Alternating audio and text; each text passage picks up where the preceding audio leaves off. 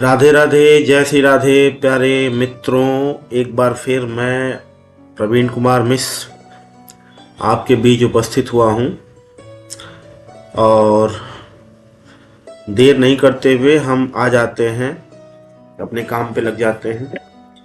तो हम गीता सेवा ट्रस्ट की पुस्तकों के बारे में चर्चा कर रहे थे और उसमें से हमने श्री हनुमान प्रसाद पोद्दार जी की पुस्तक ब्रह्मचर्य पर चर्चा शुरू की थी।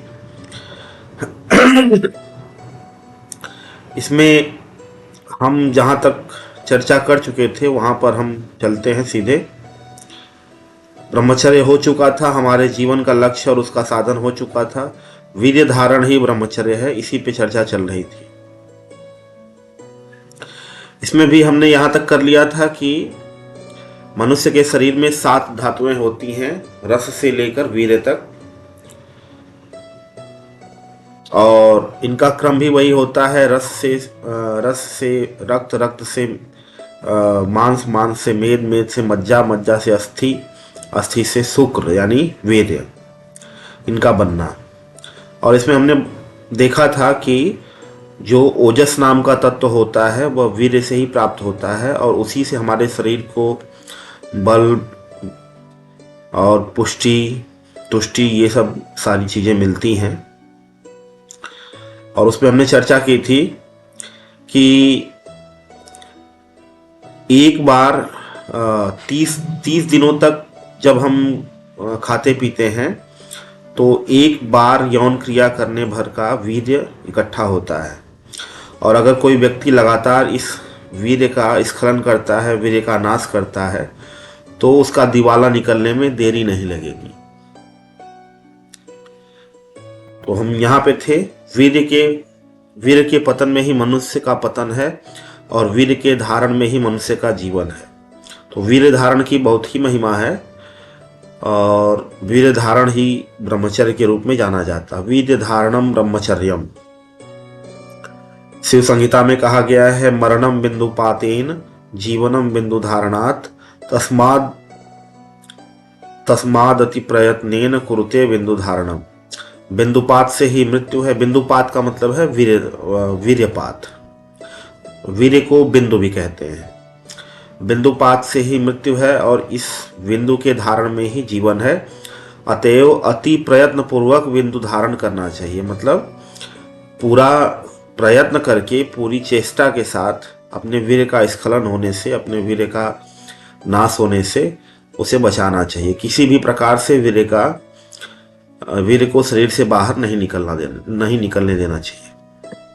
यहाँ पर एक छोटी सी कहानी हम ऐड करना चाहेंगे, सत्य घटना है।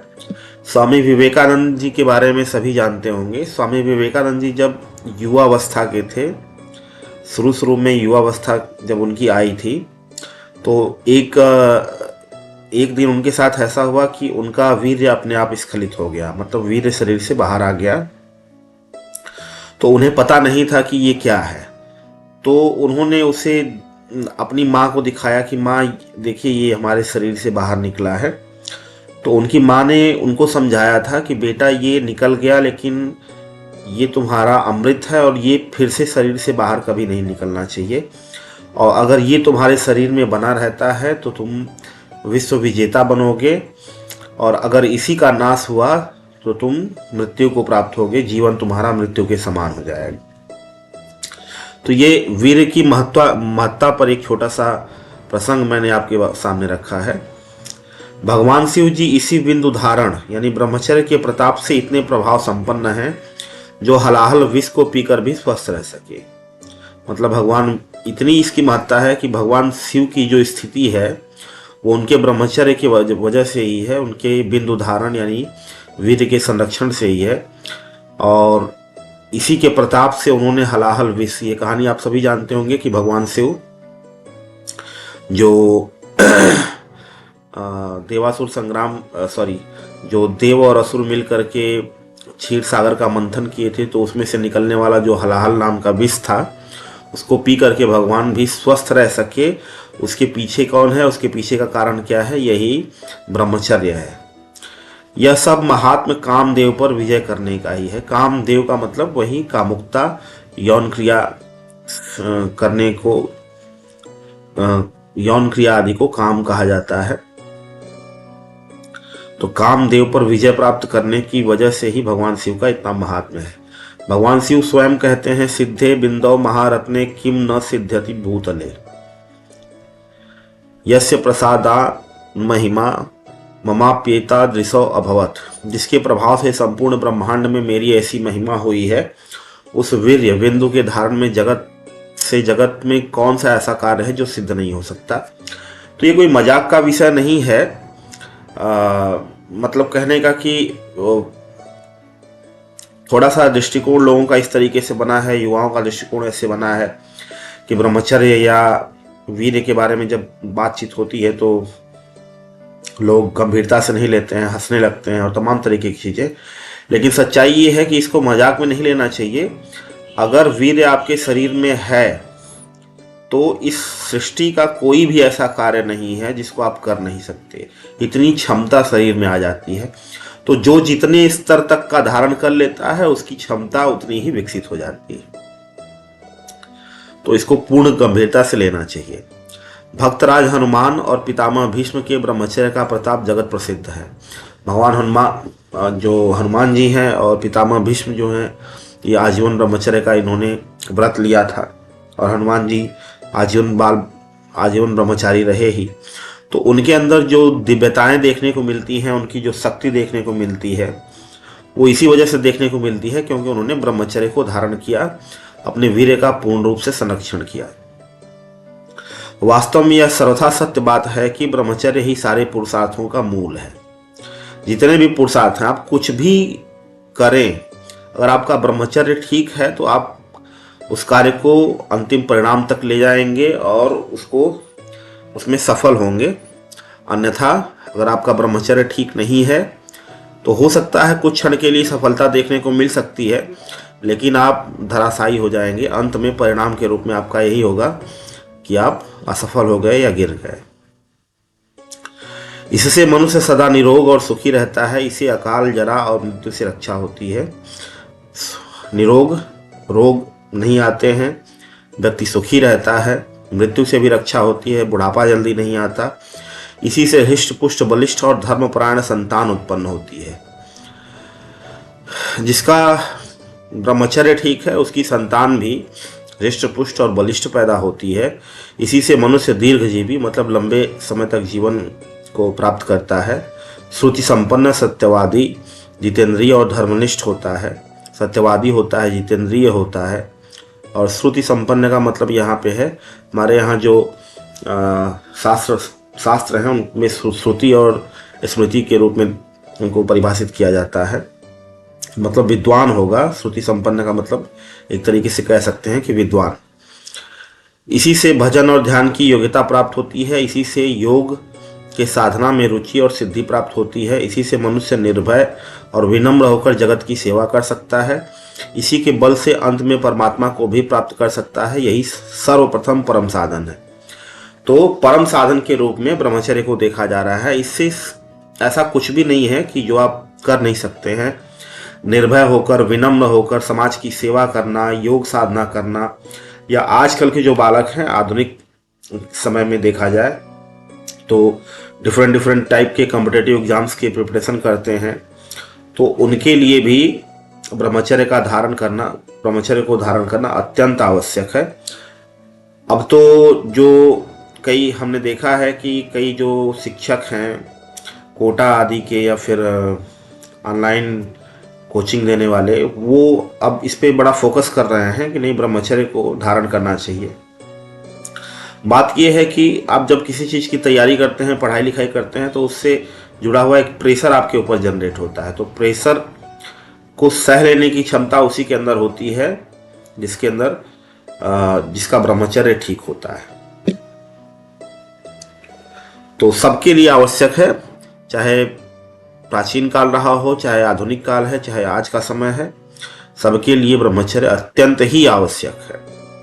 अगर जीवन को कह लीजिए, अगर आपको परमात्मा की प्राप्ति नहीं करनी है, नहीं समझ में आता है कि ईश्वर क्या है, परमात्मा क्या है, तो कम से कम इतना तो है ही कि आपको जीवन सुखी व्यतीत करना है, आपको संतान बलिष्ठ चाहिए, आपको अपनी पत्नी के साथ गृहस्थ आश्रम में जीवन अच्छे से व्यतीत करना है, तमाम चाहे जिस तरीके के भी सुख को चाहते हो आप, तो उसके लिए सबसे जरूरी चीज होती है ब्रह्मचर्य।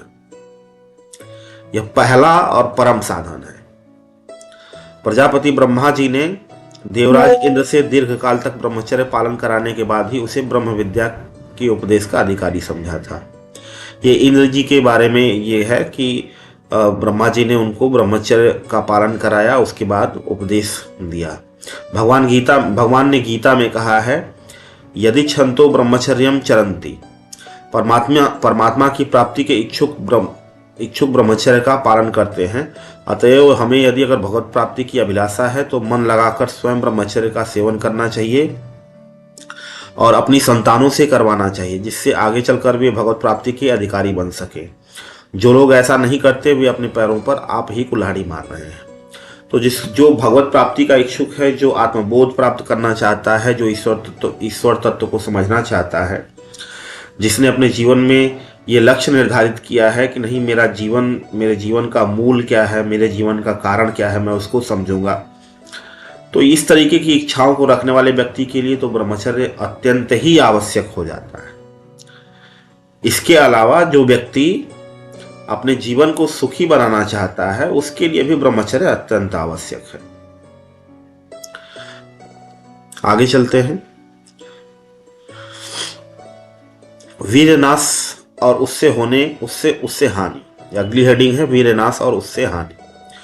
वीर का नाश मैथुन से होता है। हमारे शास्त्रों में 8 प्रकार के मैथुन बतलाए गए हैं और उनसे बचने का को ही ब्रह्मचर्य कहा गया है। मैथुन का मतलब अगर अंग्रेजी टर्म में देखें तो सेक्स।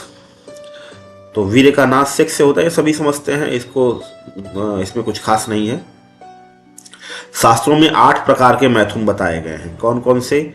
स्मरणम, कीर्तनम, केलिय प्रेक्षणम, गुह्य भाषणम, संकल्पो अध्यवसायश्च, क्रिया निष्पत्तिरेव च, एतन मैथुन नष्टांगम प्रवदन्ति मनीषिणः, विपरीतम ब्रह्मचर्य मनुष्ठेयम मुमुक्षुभिः। किसी स्त्री का किसी अवस्था में स्मरण करना। किसी स्त्री का किसी अवस्था में स्मरण करना मतलब स्त्री को इस रूप में स्मरण करना कि उससे कामुकता पैदा हो, उसे यौन क्रिया करने की इच्छा पैदा हो। उसके रूप गुणों का वर्णन करना, स्त्री संबंधी चर्चा करना या गीत गाना, श्रृंगार रस के ग्रंथों का पढ़ना, स्त्रियों के साथ ताश चौपड़ आदि खेलना, स्त्री को बुरी दृष्टि से देखना, स्त्री से एकांत में बात करना, स्त्री को प्राप्त करने के लिए मन में संकल्प करना, स्त्री की प्राप्ति के लिए प्रयत्न करना, प्रत्यक्ष सहवास करना। ये 8 प्रकार के मैथुन विद्वानों ने बतलाए हैं। मतलब कहने का ये है कुल मिलाकर के कि 8 प्रकार के मैथुन में मुख्य भाव ये है कि स्त्री को कामुकता की दृष्टि से देखना, सुनना, सोचना, बातें करना और उसके बारे में विचार करना, तो ये सब मैथुन की श्रेणी में आती है। इन सबको मैथुन की श्रेणी में क्यों रखा गया है? यहाँ पे 8वां जो है, 8वां जो प्रत्यक्ष सहवास है, प्रत्यक्ष सहवास का मतलब होता है प्रत्यक्ष रूप से सेक्स करना, तो 8वां है वो सेक्स करना। लेकिन इसके पहले जो 7 हैं वो उसमें केवल विचार करना, सोचना, ठीक है, ये सारी बातें हैं। और इसमें एक चीज का इसमें वो नहीं दिया गया है, हस्त मैथुन।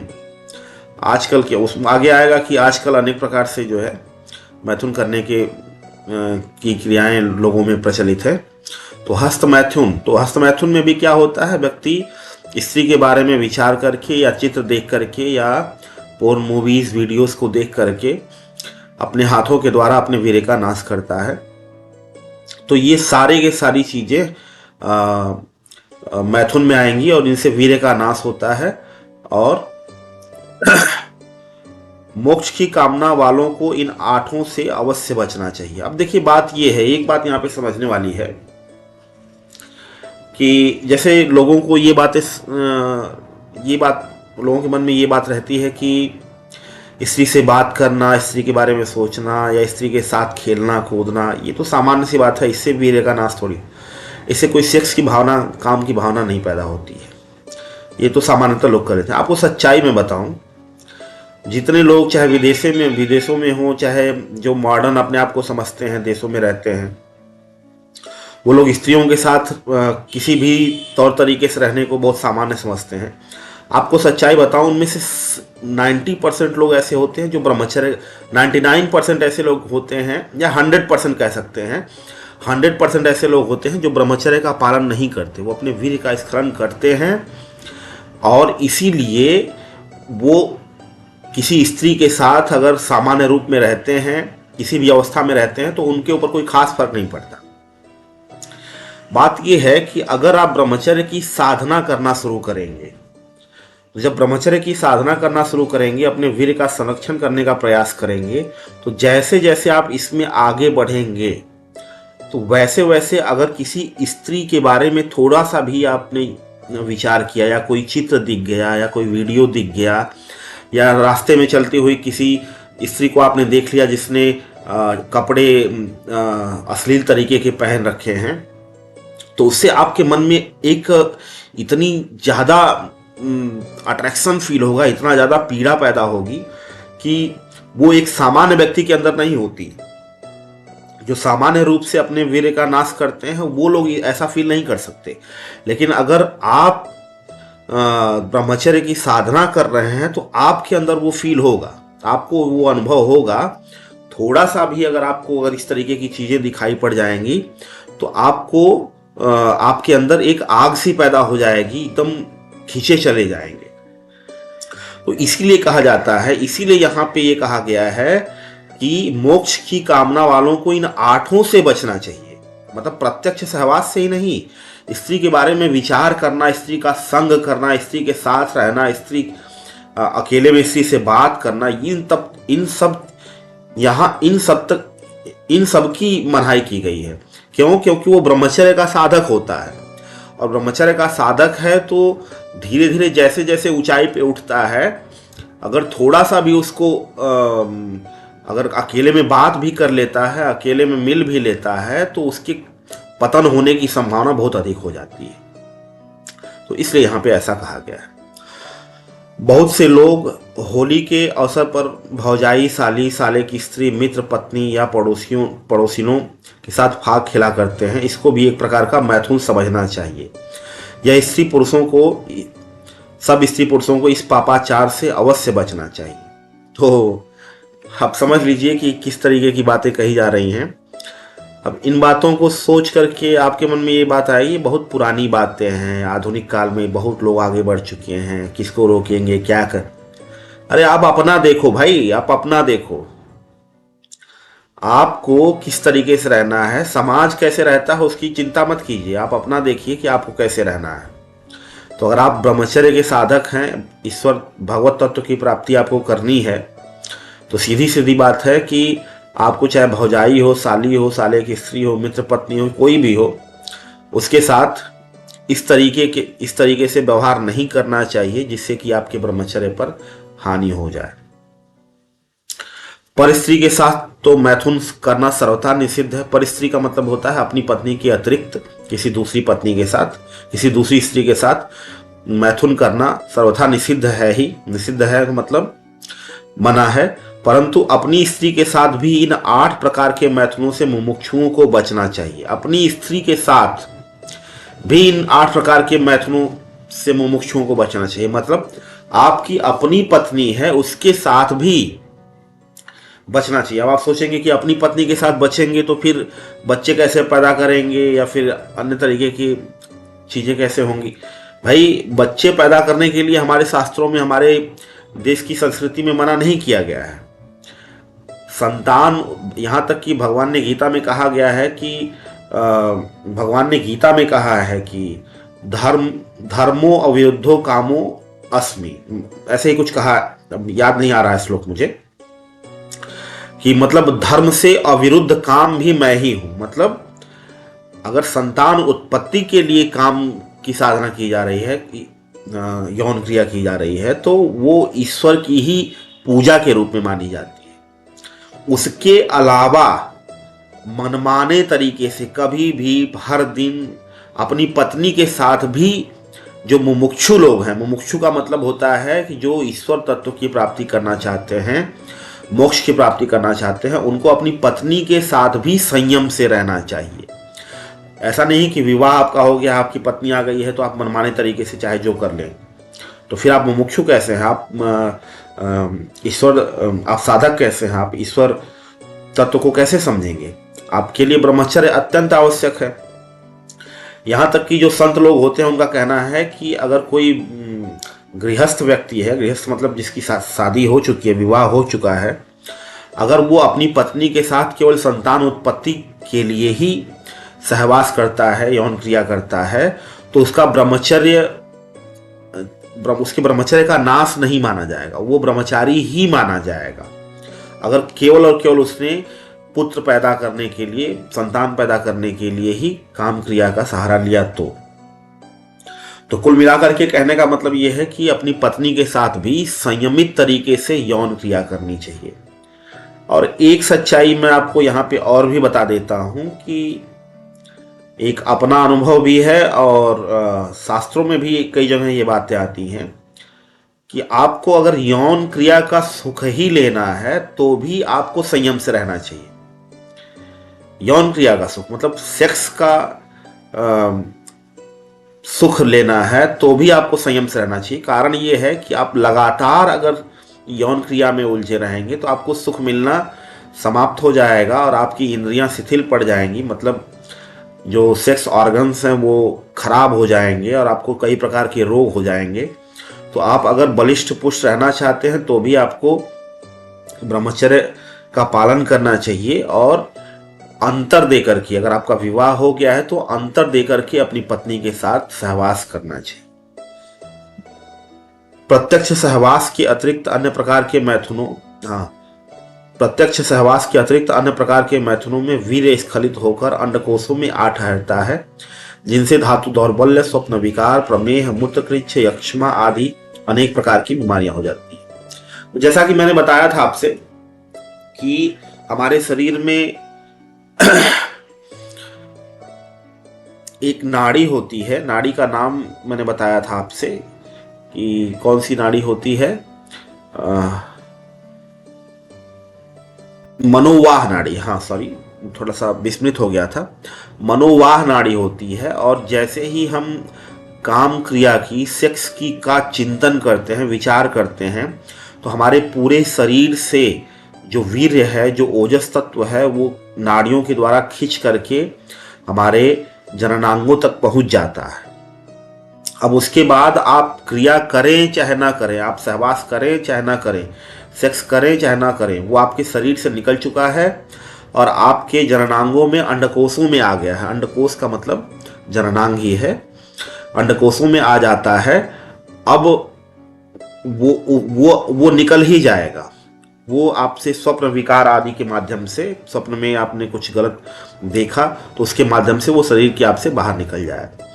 तो इसीलिए कहा जाता है कि कोई गंदा वीडियो भी ना देखें, कोई चलचित्र ना देखें, कोई गंदी पिक्चर ना देखें, स्त्रियों के साथ कामुकता भरी बातें ना करें, क्योंकि इन सब बातों से भी क्या होता है कि आपके शरीर से जो है वीर्य आपके जननांगों तक पहुंच जाता है। आपके शरीर में जो वीर्य रहता तो आपको पुष्टि देता, आपको शक्ति प्रदान करता, वो शरीर से बाहर निकल जाता है। अब भले वो बाहर अभी पूर्ण रूप से नहीं आया है, लेकिन जननांगों में है, वो स्वप्न विकार आदि के माध्यम से बाहर निकल ही जाएगा। आजकल की सभ्यता में तो मैथुन के और भी अनेक अनैसर्गिक उपायों का आविष्कार हुआ है, जो हस्त मैथुन आदि हैं और अन्य तरीके के जो आजकल के लोग अपनाते हैं, जिनसे प्रत्यक्ष सहवास के सदृश भीषणता के साथ वीर्य का नाश होता है और यह पापाचार उत्तर बढ़ता जा रहा है। फल भी हाथों हाथ मिल रहा है। मन और शरीर दुर्बल हो जाता है, गाल पिचक जाते हैं, चेहरा पीला पड़ जाता है, स्मरण शक्ति चली जाती है, मस्तक में चक्कर आते हैं, हृदय कमजोर हो जाता है, आंखें जलने लगती हैं, क्षुधा मारी जाती है, जी घबराता है, सुख से नींद नहीं आती और आलस से घिरे रहता है। सारांश यह कि जीवन क्लेशों का समुद्र बन जाता है। तो भैया समझ लो, अगर ब्रह्मचर्य का नाश आपने किया तो जीवन क्लेशों का समुद्र बन जाएगा। जितने भी यहाँ पे समस्याएं गिनाई गई उसमें एक सबसे बड़ी समस्या जो छात्रों के साथ है, वो कहते हैं, छात्र कहते हैं कि हमारी स्मरण शक्ति कमजोर है। भैया ब्रह्मचर्य ठीक नहीं है तुम्हारा, ब्रह्मचर्य ठीक नहीं है तो स्मरण शक्ति कहाँ से मजबूत रहेगी? आपने अपने ब्रह्मचर्य का नाश किया है तो स्मरण शक्ति कहाँ से आपकी ठीक रहेगी? तो ब्रह्मचर्य का पालन छात्रों के लिए तो अत्यंत आवश्यक है, और जो मुमुक्षु है, जो ईश्वर तत्व को समझना चाहता है, उसके लिए तो अत्यंत ही आवश्यक है। किसी काम में मन न लगना, जी घबराना, बिना मतलब के ही आलस्य आदि का आना, ये सब ब्रह्मचर्य के नाश का ही परिणाम है। आयुर्वेद शास्त्र में अर्श, पांडु, रक्त, पित्त, राग, यक्ष्मा, कासस, स्वर भेद, मूर्छा, दाह, अग्निमांद्य और वात आदि रोगों का कारण वीर्य का अधिक नाश होना ही बतलाया गया। ये कई प्रकार के रोग हैं जो आयुर्वेद शास्त्र में बताए गए हैं। ये रोग जो है वीर्य के नाश की वजह से ही होते हैं। पाश्चात्य डॉक्टरों का भी यही मत है, मतलब पाश्चात्य मतलब पश्चिम देश के जो विदेशी डॉक्टर होते हैं, उनका भी मानना है कि वीर्य के नाश से ही कई प्रकार के रोग होते हैं। अतएव प्रत्येक सुख के इच्छुक मनुष्य को चाहिए कि वह स्वयं ब्रह्मचर्य का पालन करे और अपनी संतति से करवाए, अपनी संतानों से भी ब्रह्मचर्य का पालन करवाना चाहिए। माता पिता का कर्तव्य है कि वे गर्भाधान काल से ही बड़ी सावधानी के साथ बालक के भावी जीवन को ब्रह्मचर्य के प्रताप से सुखमय बनाने के उपाय करें। माता पिता का कर्तव्य है कि अपने संतान को ब्रह्मचर्य के महत्व को बताएं और ब्रह्मचर्य पालन करने के नियमों को समझाएं, और उनसे कैसे बचा जाए, उसके नाश से कैसे बचा जाए, उसकी भीषणता से कैसे बचा जाए, इसके बारे में समझाएं। जब गर्भ में बालक हो तब माता पिता कभी किसी प्रकार की गंदी बातें न करें, बुरे उपन्यास नाटक न पढ़ें, न बुरे नाटक सिनेमा देखें, श्रृंगार के तथा अश्लील चित्र न देखें, धर्मशास्त्र का अध्ययन करें, भक्त और धार्मिक वीरों की गाथाएं सुने पढ़ें। गर्भकाल में माता की जैसी चेष्टा होती है वैसी ही उसकी संतान बनती है। मतलब यहाँ पे कहा जा रहा है कि अगर कोई पिता बनने वाला है तो उसके लिए अत्यंत आवश्यक है माता पिता को दोनों को किसी प्रकार की सिनेमा, नाटक, उपन्यास आदि को न पढ़े जिनमें कामुकता भरी चीजें हों, सेक्स से संबंधित चीजें हों, न देखें, न चित्र देखें, कुछ भी न करें। क्या पढ़ें? जो वीरों की गाथाएं हैं, धर्मशास्त्रों को पढ़ें, गीता भागवत आदि का अध्ययन करें, रामायण रामचरितमानस आदि का अध्ययन करें, संतों के प्रवचनों को सुने। इससे जो संतान होगी वह बहुत ही तेजस्वी, ओजस्वी और परम पराक्रम वाली संतान होगी। इस बात को प्राच्य और पाश्चात्य सभी विद्वान वेत्ताओं ने स्वीकार किया। मतलब ये बात कि माता की जैसी चेष्टा होती है गर्भ धारण के दौरान, वैसी ही संतान पैदा होती है। वीर नवयुवक अभिमन्यु ने चक्रव्यूह का वेद करना सुभद्रा जी के गर्भ में ही सीखा था। ये कहानी भी आप सभी लोग जानते हैं कि जो चक्रव्यूह अभिमन्यु जी थे, जो अर्जुन के पुत्र थे, उन्होंने अपनी माता सुभद्रा के गर्भ में ही चक्रव्यूह को भेदना सीखा था। भक्तराज प्रहलाद पर भक्ति का प्रभाव गर्भकाल में ही पड़ गया था। भक्तराज प्रहलाद की भी कहानी अगर आप पढ़ेंगे तो देखेंगे कि उनकी माता जो कयाधु रहती हैं, उनको नारद जी ने भगवान की भक्ति के उपदेश दिए, तो जो उनके गर्भ में प्रहलाद जी थे तो उनके ऊपर उसका प्रभाव पड़ा। और भी अनेक उदाहरण हैं। बच्चा पैदा होने के बाद माता पिता उसे अबोध समझकर कभी उसके सामने गंदी बातें और गंदी चेष्टा न करें, सगाई विवाह आदि की चर्चा तक न चलाएं। मतलब इतना तक अब सोचिए कि ब्रह्मचर्य को कितना महत्व दिया गया है कि अपने बच्चा पैदा होने से पहले से लेकर के पैदा हो गया तब तक। आजकल तो आग लगी हुई है, दूसरे तरीके का समय ही बन गया है। कारण ये है कि इस वर्तमान समय में अधिकतर 99% लोगों को पता नहीं है कि जीवन का लक्ष्य क्या होता है, जबकि हमारे जो पूर्वज थे उनको पता होता था कि हमारे जीवन का लक्ष्य जो है ईश्वर तत्व का बोध करना है, भगवत प्राप्ति करनी है, नित्य सुख की प्राप्ति करनी है, क्योंकि यह संसार दुखमय है। उनको इसकी जानकारी थी, इसलिए नित्य सुख यानी ईश्वर की प्राप्ति करने के ही लक्ष्य की तरफ वो बढ़ते थे। और अपने बच्चों को उनके पैदा होने से पहले से लेकर के पैदा होने तक, उसके बाद भी ब्रह्मचर्य की शिक्षा देते थे। और उनका ब्रह्मचर्य पुष्ट हो, उनके ब्रह्मचर्य में कोई दोष ना आए, उसी से संबंधित सारी व्यवस्थाएं वो किया करते थे। विद्याभ्यास के योग्य होने पर उसे ऐसे सदाचारी सद्गुरु के समीप भेजें जहां ब्रह्मचर्य की और धर्म की शिक्षा का विशेष रूप से प्रबंध हो। मतलब शिक्षा दीक्षा भी ऐसी जगह पे होनी चाहिए जहां ब्रह्मचर्य का पालन कराया जाता हो, धर्म की शिक्षा का विशेष रूप से प्रबंध हो। क्योंकि देखिए, धर्म की शिक्षा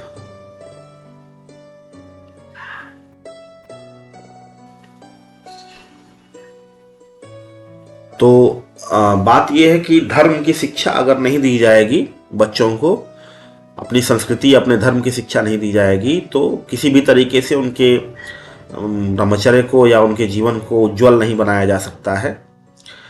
कुछ समय के लिए ऐसा लग सकता है, या आजकल जो देखने में मिलता है कि बच्चे बहुत अच्छा काम कर रहे हैं, लेकिन अंत में परिणाम बुरा ही आना है। तो धर्म की शिक्षा अत्यंत आवश्यक है। इस पे अलग से कहीं किसी जगह चर्चा होगी धर्म की शिक्षा या शिक्षा पद्धति के बारे में, तो वहां पे हम चर्चा करेंगे। तो आजकल की स्कूल कॉलेजों की तो बड़ी ही बुरी दशा है। स्कूल में शिक्षा पद्धति को देख ही रहे हैं आप लोग।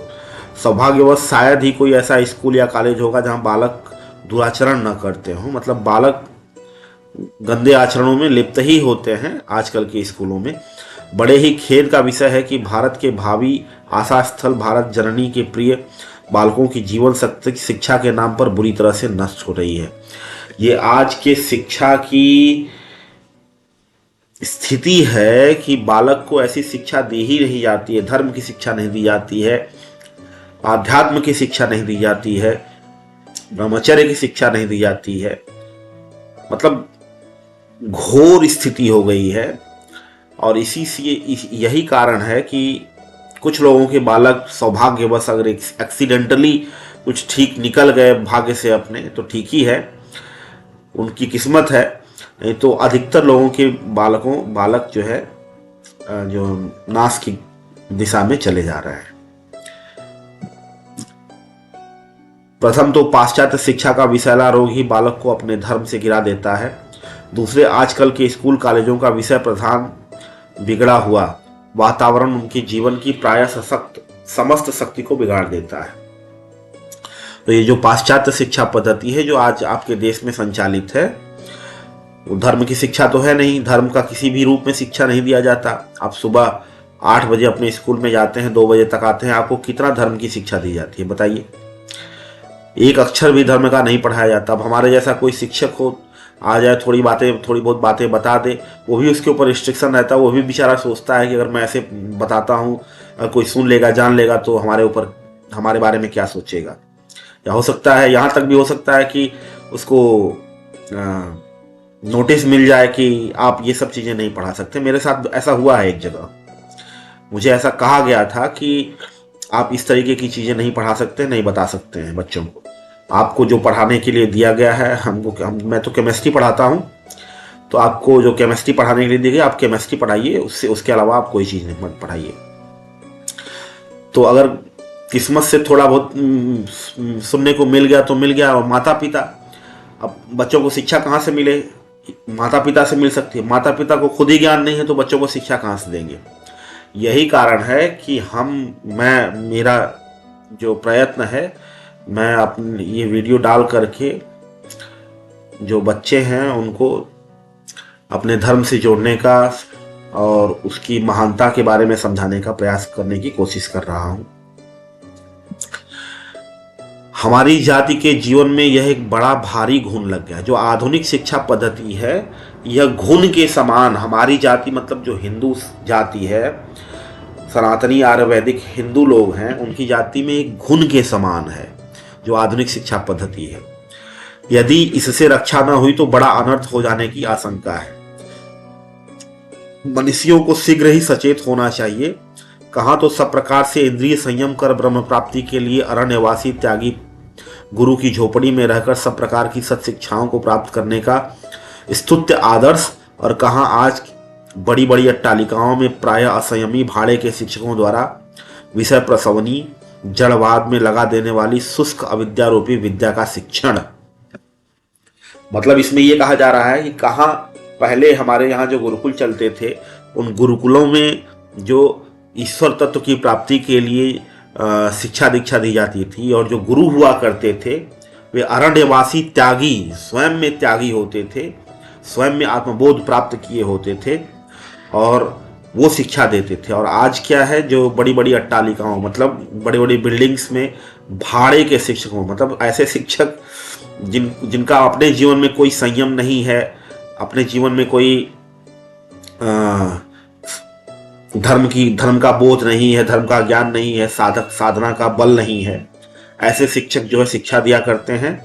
और वातावरण जो बिगड़ा हुआ है स्कूलों का, वो तो आप देख ही सकते हैं। तो और जड़वाद में लगा देने वाली शुष्क अविद्या रूपी विद्या, जड़वाद में लगा देने वाली का मतलब केवल भौतिकता की धारा में बहा देने वाली जो शुष्क शिक्षा है, बिना किसी रस वाली शिक्षा है, उस अविद्या रूपी विद्या का शिक्षण दिया जा रहा है। जरा प्राचीन गुरुकुलों में जाकर रहने वाले ब्रह्मचारी विद्यार्थियों के पवित्र जीवन को देखिए। विद्याभ्यास के योग्य होते ही बालक उपनयन संस्कार से संस्कृत होकर माता पिता और घर बार को त्याग कर अकेला महितपाणी होकर त्यागी और विद्वान वनवासी गुरु के गृह में जाता है और गुरु को परमात्मा समझकर उसकी सब प्रकार से सेवा करता हुआ, ब्रह्मचर्य आश्रम के कठिन नियमों का पालन करता हुआ, श्रद्धा और भक्ति के साथ सद्विद्या का अध्ययन करता है। मतलब उस गुरुकुल प्रणाली के बारे में, उसकी महानता के बारे में कहा जा रहा है कि बचपन में ही बालक का उपनयन संस्कार आदि हो जाता था और अपने माता पिता के घर को छोड़ करके वो महान गुरुओं के पास जाता था, जो गुरु स्वयं में त्यागी होते थे, संयमी होते थे और जीवन के मर्म को समझते थे। ब्रह्मचर्य आदि, धर्म आदि के बारे में उनको बोध होता था, उनकी शिक्षा दीक्षा होती थी। वो ऐसे गुरुओं के यहाँ रह करके छात्र शिक्षा दीक्षा और ब्रह्मचर्य आश्रम के कठिन नियमों का पालन किया करते थे और श्रद्धा और भक्ति के साथ जो ऐसे सद्विद्या का मतलब ऐसी विद्या जिससे जो है उनके जीवन का उत्कर्ष हो, जीवन में हर प्रकार की खुशी, सुख और हर चीज उपलब्ध हो, और साथ ही साथ उनका जो परम लक्ष्य है भगवत तत्व की प्राप्ति, ईश्वर की प्राप्ति, वो भी सध जाए। ऐसी विद्या का अध्ययन छात्र वहां पे किया करते थे। और आज क्या है आप समझ सकते हैं, स्कूलों में क्या सिखाया जाता है। अब इसके लिए अब अलग से एक हनुमान प्रसाद पोद्दार जी की ही पुस्तक है वर्तमान शिक्षा पद्धति, वहां पर हम इसको पूर्ण रूप से पढ़ेंगे, पूर्ण रूप से उसका विवेचन किया जाएगा। तो इसके लिए हम इसको यहीं पे रोकते हैं और आज का वीडियो, अभी का ये वाला वीडियो यहीं पे रोकते हैं। फिर अगले वीडियो में मिलेंगे, तब तक के लिए नमस्कार, राधे राधे, शुभ रात्रि।